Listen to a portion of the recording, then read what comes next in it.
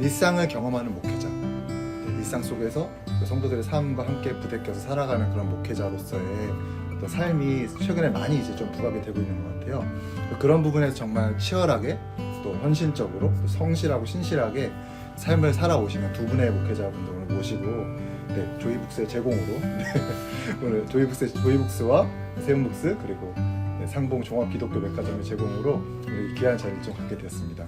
네, 오늘 좀 간단하게 열기 전에 이렇게 잠깐 좀 두 분의 삶에 대해서 잠깐 이야기를 나눴는데요. 여러분 잘 아시는 아우구스티누스라고 하는 분이 계세요. 그분이 이제 시간에 대해서 이런 얘기를 하시거든요. 도대체 시간이란 무엇인가? 이런 질문을 받았을 때, 시간에 대해서 자기가 인식하기 시작했을 때 내가 막연하게 대답을 알고 있는 것 같았는데 막상 입으로 얘기하려니까 내가 모른다는 게 자기 안에서 발견됐다고 말씀을 하셨었어요. 그래서 지금이라고 하는 시간을 인식하려고 할 때 지금은 바로 과거가 되어버리기 때문에. 그래서 그분은 마음의 시간 속에서 과거는 기억을 통해서 현재에 존재하고 또 미래는 기대를 통해서 현재 안에 통합될 수 있다고 얘기하십니다. 시간은 오직 마음을 통해서만 파악할 수 있다는 이 아구스티누스의 말은 믿음을 통해서 과거와 현재 그리고 미래를 바라보는 우리 신앙인들에게 큰 의미와 울림을 주는 것 같습니다. 그래서 여기 이렇게 뜨겁고 또 성실한 삶의 궤적을 가지고 살아오신 또 믿음을 통해서 과거를 새롭게 해석해 내시고 또 그렇게 새롭게 변화된 과거의 기억을 가지고 현재를 열심히 살아내고 계시고 또 동시에 미래에 대한 소망을 가지고 소명의 자리를 지키고 계신 귀한 두 분의 목사님을 모셨습니다. 특히 오늘은 조이북스에서 출간된 성도는 우리 가족분입니다.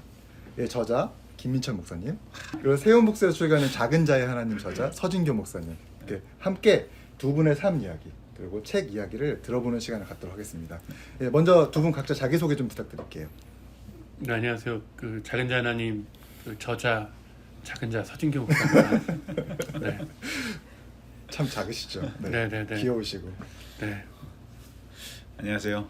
엄청 민망합니다. 네. 이런 자리에 처음이라서 그런지 몰라 좀 민망한데 저는 성도는 우리 가족뿐입니다를 쓴 김민철 목사입니다.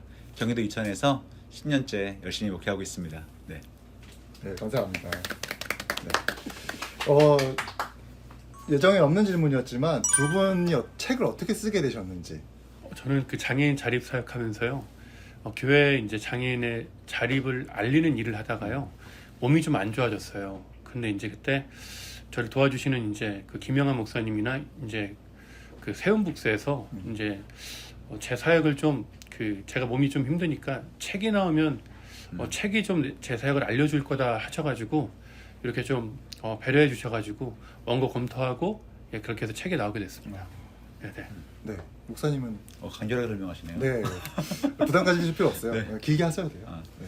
저는 사실 책을 쓸 마음은 있었는데 근데 이제 이런 책이 아니었습니다. 전혀. 어떤 책? 저는 그냥 세계 구원과 뭐 그런. 그렇죠. 네. 중요하죠. 저는 전혀 생각이 없었는데 또 제 삶의 이야기라든가 교회 이야기를 쓸 생각이 전혀 없었어요. 그런데 조이북스 편집장님께서 제게 제안을 해주셔가지고 또 관심 어린 눈으로 오랫동안 지켜봐주셨더라고요. 근데 그 마음이 너무 감사해서 이렇게 쓰게 되었습니다. 네. 저는 진짜 네. 그 편집장님 성함 안 밝혀도 되죠? 네. 밝혀도 되나요? 안 돼요. 네. 편집장님이 이렇게 하셨다는 얘기를 처음 들었을 때 진짜 저는 완전 소리를 질렀어요. 네. 욕을 하셨나요? 어쨌든 네. 진짜 정말 저는 누구보다 알리고 싶었던 이야기였거든요. 손희경 선생님 이야기도 마찬가지지만 정말 어떻게 보면은 우리 사회가 대표적으로 관심 갖지 않는 약간 작은 자, 작은 자리 또는 연약한 자리에서 계시는 그 이야기들을 계속해서 발굴하고 이야기하고 싶었는데 이렇게 책으로 만나게 두 분의 글을 책으로 만나게 돼서 정말 반가운 마음입니다. 사실 교회 안에서 이제 그런 우리가 성공한 이야기들 또는 이제 그런 잘된 이야기들이 많이 있잖아요. 그런 이야기들이 많이 소비가 되고 많이 또 이야기가 됩니다. 좀 다른 얘기는 하지만 확증자 편향의 그 법칙이라는 말이 있어요. 이게 무슨 얘기냐면은 예전에 세계대전 때 전투기들의 그 생환율을 높이기 위해서 어느 부분을 강화하면 좋을까에 대해서 연구가 있었다고 합니다. 근데 그때 살아 돌아온 그 비행기들은 대부분 날개, 양쪽 날개나 꼬리 쪽에 피탄을 많이 했기 때문에 사람들이 분석했을 때 아, 여기를 강하게 만들면 생환율이 높아지겠구나라고 생각을 했대요. 근데 그 연구자 중에 한 분이 아니다, 생각해봐라.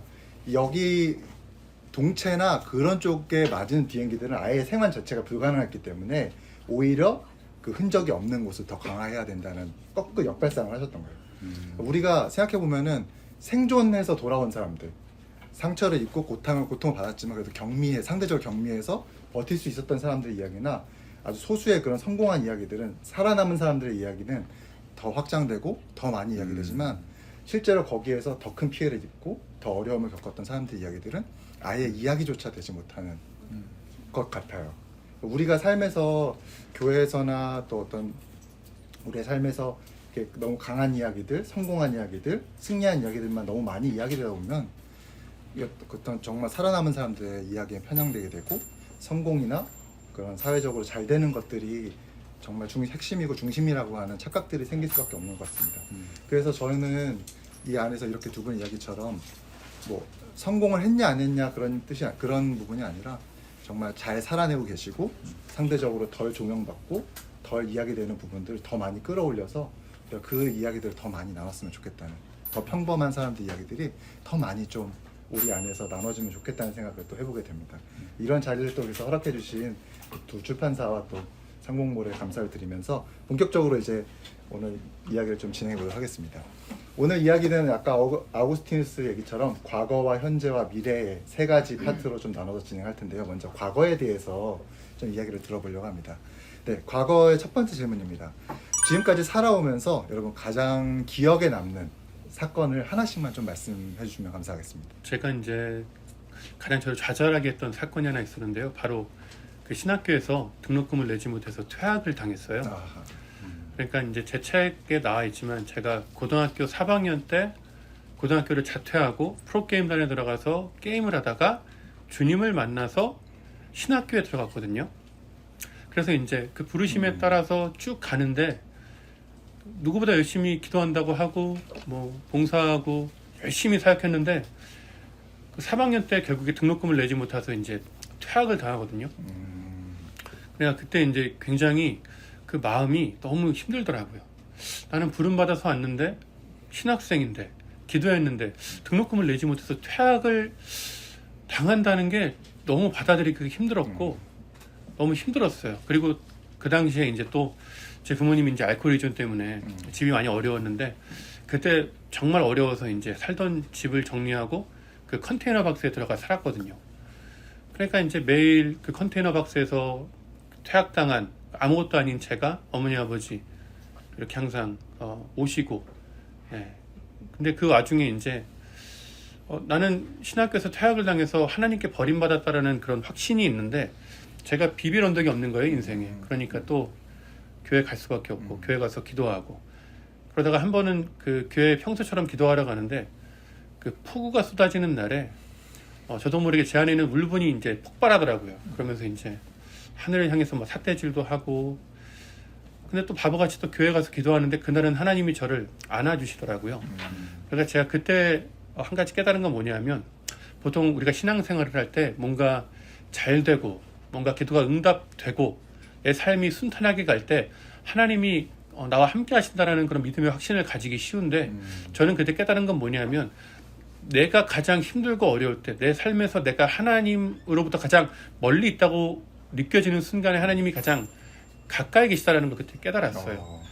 그러니까 부모가 뭐 우리 자식이 길 가다가 넘어지면 부모가 당장 즉시로 달려가서 안아주듯이 내가 가장 힘들 때 하나님 나와 가장 가까이서 함께 하셨다라는 걸 그때 깨닫게 하셔서 그때 약간 좀 신앙에 좀 전환이 있었던 것 같습니다. 제가 이 질문을 받고서 생각해 봤거든요.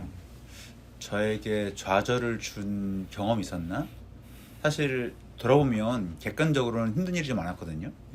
뭐 무릎 다친 것도 그렇고 무릎도 어렸을 때 놀다가 다쳤는데 그것 때문에 생활도 좀 힘들어졌고 군대도 못 갔거든요. 근데 그게 저에게 좌절을 주진 않았더라고요. 그리고 또 살면서 여러 가지 일들이 있었는데 그런 일들이 저에게 좌절을 주지는 않았던 것 같아요. 그런데 한편으로 보면 조금 이해가 안 되는 일이 있었습니다. 이해가 안 되는 일. 제가 이제 대학원을 졸업하면서 이제 고흥으로 이제 개척을 하려고 마음 먹고 갔거든요. 그래서 사실 저희 교단에서 고흥은 감리교의 선교지입니다. 선교지 일종의.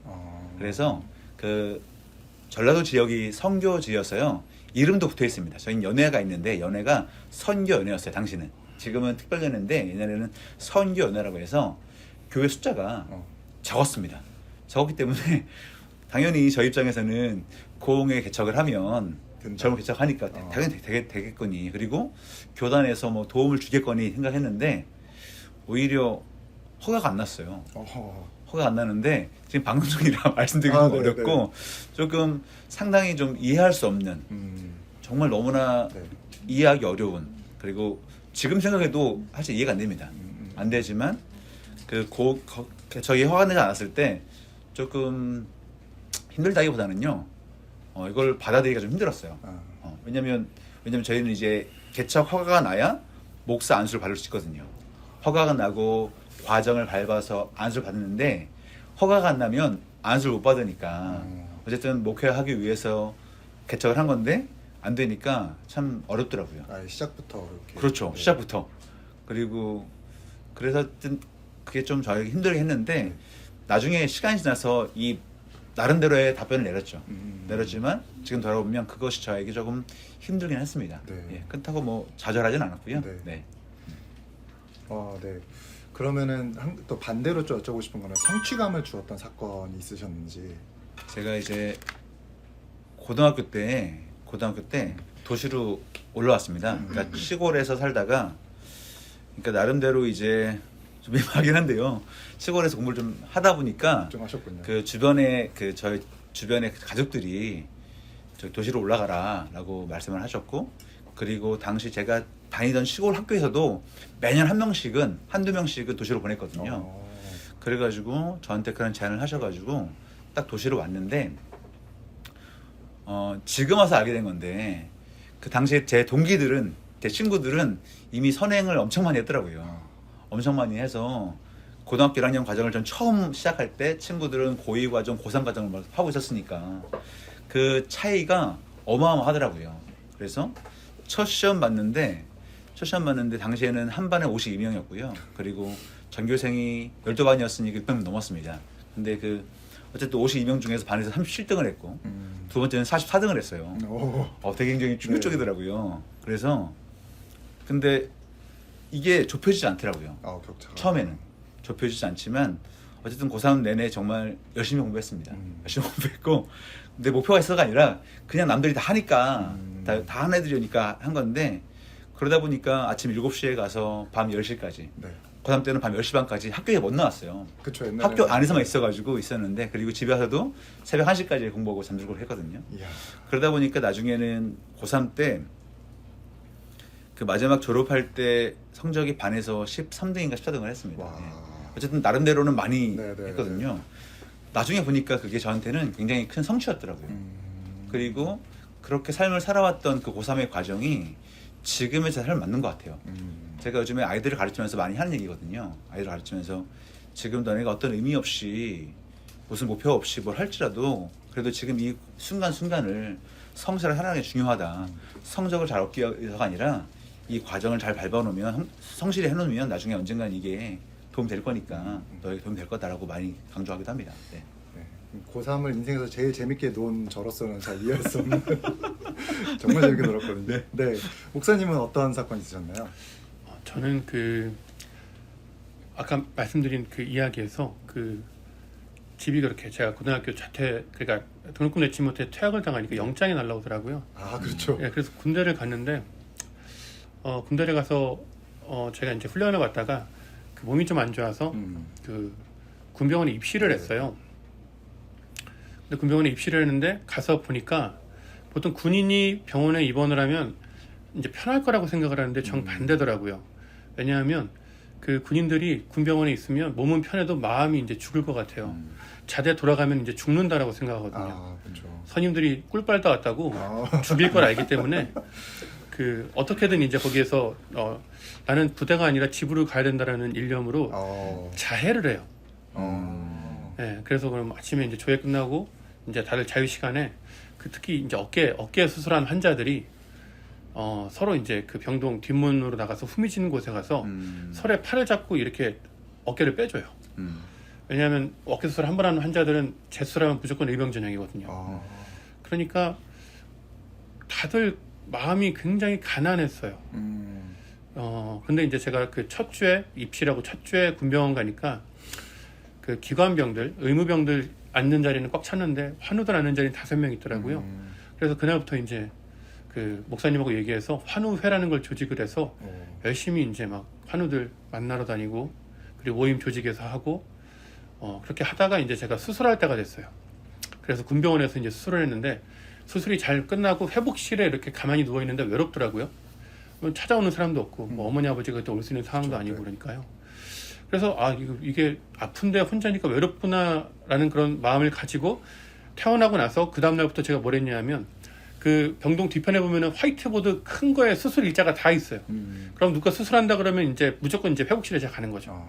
가서 이제 신방해주고 그러면 그 사람들 교회 안 다녀도 그냥 그 회복실에 정신이 이렇게 멍한 상태로 누워 있어도 제가 가서 재소개하고 기도 좀 해드려도 될까요? 그러면 다들 고개를 끄덕여요. 그럼 기도해드리고 그렇게 이제 하다가 이제 제가 부대로 돌아가기 직전 전주에 교회를 갔는데 이제 이제 평소처럼 기도를 예배를 준비하는데 뒤가 되게 옹성옹성거리는 거예요. 시끄럽고. 그래서 뭔가 해서 궁금해도 참다가 이제 딱 예배 시작하기 전에 뒤를 돌아보니까 사람들이 꽉 찬 거예요.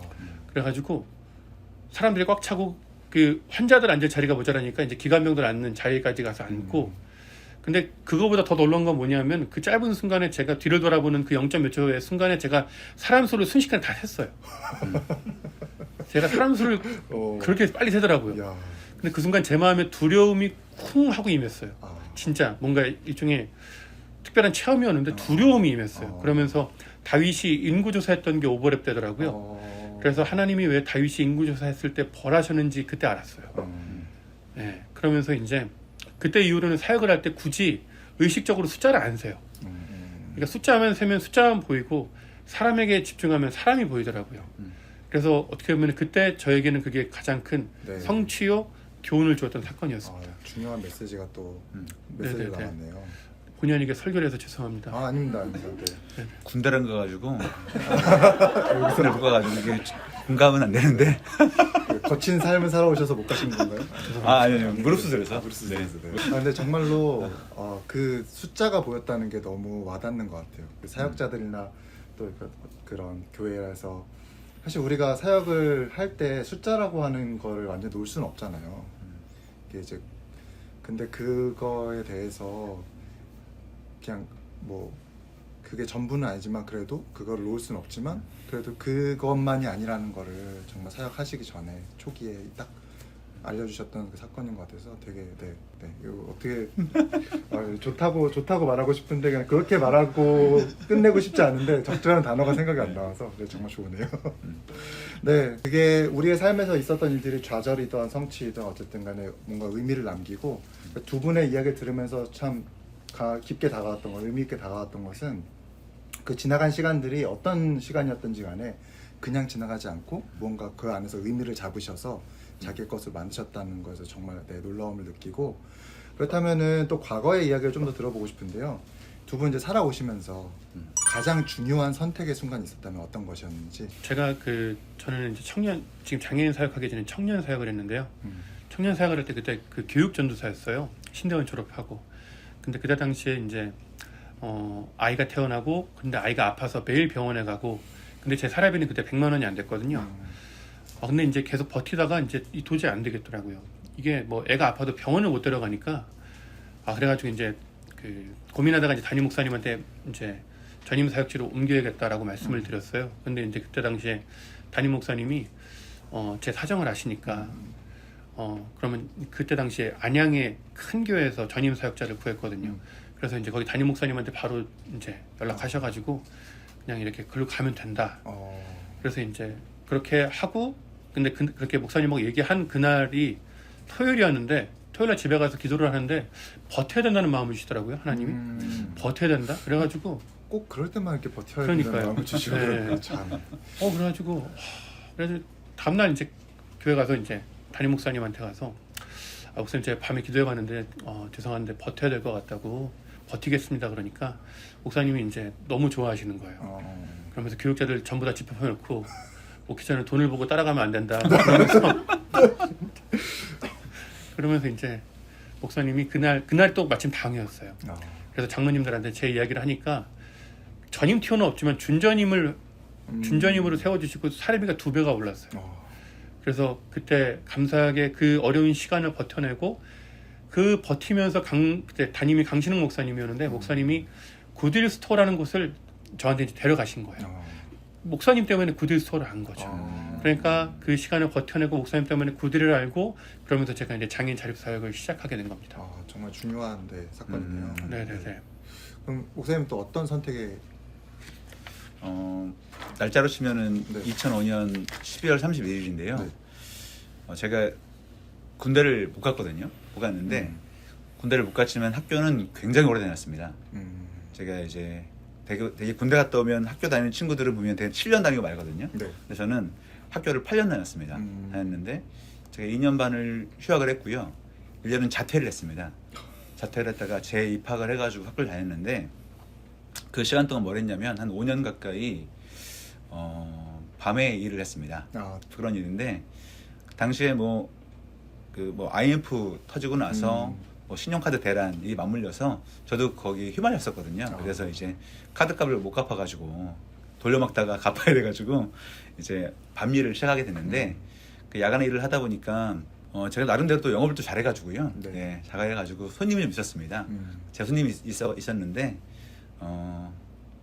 좀 민망하긴 하네요. 있었는데 그래서 당시 20대 초반이었으니까 초중반이었으니까요. 그때 한 달에 벌었던 돈들이 많이 벌 때는 800도 벌었었고 했었거든요. 그러니까 저 20대면 큰 돈이잖아요. 큰 돈인데 그 일을 5년 했고 그리고 계속해서 하더라도 한 달에 못 벌어도 한 500은 계속 벌 수 있는 그 위치에 있었는데 그때는 제가 교회 다닐 때도 아니었고요.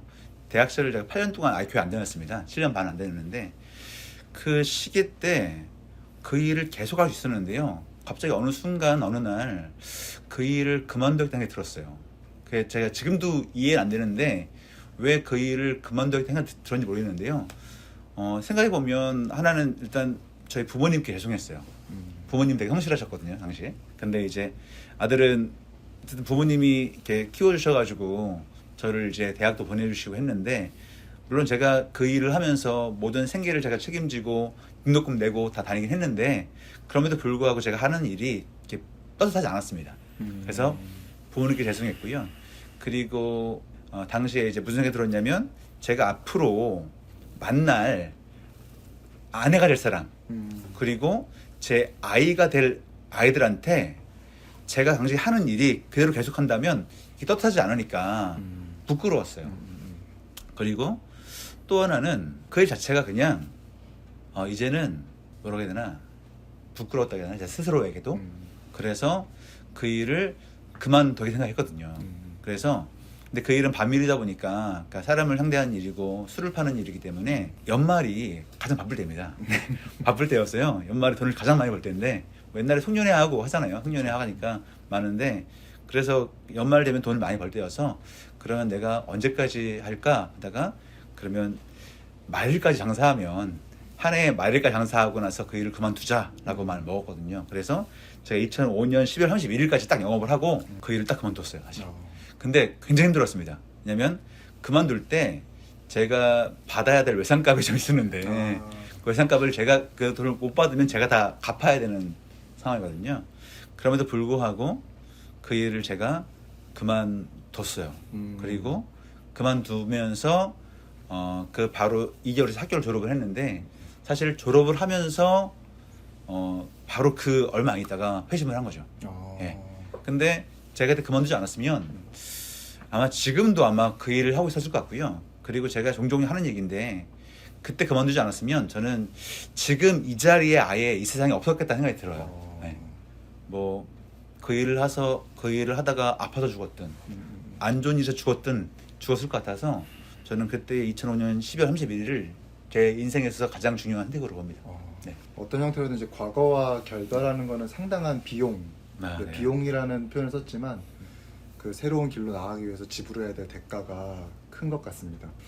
예, 그러면은 또 어떤 본인 안에서 내적인 싸움을 하시면서 또 새로운 길로 가게 되셨는데 외부에서 자신한테 두 분께 가장 큰 영향을 준 사람이 있다면 그리고 그 사람과 가장 기억에 남는 에피소드가 있다면 좀 듣고 싶습니다. 네, 저는 제 아내가 네. 네, 저는 가장 존경하는 사람이고요. 저를 사람 만들었고요. 아내와의 그런 에피소드 중에 지금 갑자기 또 떠오른 건데 저희 아내는 굉장히 잘 나가는 사람이었어요. 뭐 20대 이미 중반부터 그 대학에 강의를 나가고 고등학교 교사하고 또 이제 뭐 그런 학회 수석 간사로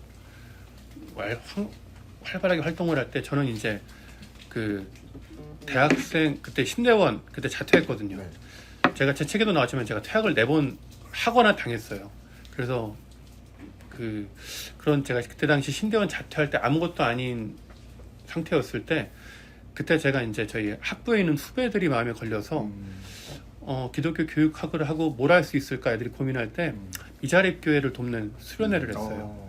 그래서 미자립교회를 컨택해서 저희 신학생들이 수련회를 대신 열어주고 그거를 제가 이제 할 때 제 아내를 그때 제 강사로 초청을 한 거죠. 그러면서 그게 2년이 돼서 이렇게 만나다가요. 그때 제가 몸이 안 좋았어요. 몸이 안 좋았는데 신도림역에서 픽하고 쓰러진 거죠. 근데 이제 제가 그때 병원 갈 돈이 없으니까 겨우 정신을 차리고 제 아내한테 전화했어요. 아내한테 전화해서 왜냐하면 아내가 기도하는 사람인 걸 알았거든요. 그래서 기도해 달라고 그 늦은 저녁에 전화했는데 밤 12시쯤 됐을 때 그 아내가 왔어요. 제가 오라고 한 적도 없는데 와가지고 저를 그때 이렇게 섬겨주고 챙겨주고 살려주고 네. 그래서 어떻게 하면은 그게 계기가 돼서 이제 저하고 제 아내하고 이제 결혼을 했는데 저한테 신도림역이 굉장히 고마운 곳이거든요. 성지네요. 너무 고마운 곳이죠. 그래서 한번 운전하다가 신도림을 지나가길래 제가 제 아내를 보면서 여보 신도림역 지나간다. 여보가 저기서 날 구해줬는데 참 고마운 곳이야. 저 혼자 이러고 있는데 아내가 혼자서 뭘 중얼중얼거리더라고요. 그러면서 뭔 소린가 들어보더니 내가 그때 왜 늦게 자가지고 전화를 받아가지고 내가 그때 왜 나가가지고 내가 저 신도림이 무너져야 되는데 막 이러고 있더라고요. 그래서 그때 이후로 신도림역을 지금까지 못 가고 있습니다. 네, 이게 기억이 나네요. 네. 감동을 파서서. 네네네네. 네. 순간 답변 듣고 살짝 멘붕이 왔습니다. 아내를 얘기해가지고 아내를 얘기해가지고 아내를 안 썼는데 안 했는데 아내가 가장 지금이라도 기회 드릴게요. 물론 이제 네. 제 아내 얘기는 책 안에 있으니까 네. 책을 읽으시면 될 것 같고요. 이렇게. 네. 저도 책에 있어요. 네. 네. 어떤 분이 그 서평을 써주셨는데 서평에 이거는 제 이야기가 아니고 아내 이야기를 써주신 분이 있더라고요. 네, 이거로 대신 가름하고요. 저한테는 사실은 그 마음의 스승이 있습니다. 네. 마음의 스승이 있는데 물론 제가 한때는 그분의 생각을 다 동의했는데 지금은 그렇지는 않아요. 그럼에도 불구하고 저한테는 굉장히 마음의 스승이고 물론 그분은 저를 아실지 모르겠어요. 아시긴 할 텐데 하도 지금은 관계를 한 지 오래돼가지고 잘 모를 텐데 저한테는 마음에 쓱 두는 분이 있습니다. 왜냐면 제가 그분의 강의를 듣고 제 책이 나오는데 그분의 강의를 듣고 제가 사실은 신학적 회심을 했거든요. 회심을 했고 제가 지금 이렇게 살아갈 수 있는 항상 그 기반을 주셨기 때문에 그리고 제가 그분의 강의를 들으면서 성령을 바라보는 눈이 완전 달라졌습니다. 그리고 강의를 들으면서 성령뿐만 아니라 목회자들이 사회, 경제, 문화 이런 사회 전반적인 것들도 적어도 알아야 된다는 것을 저에게 가르쳐 준 분이기 때문에 저한테는 굉장히 소정분으로 마음속으로 남아 있습니다. 네. 네. 감사합니다. 네.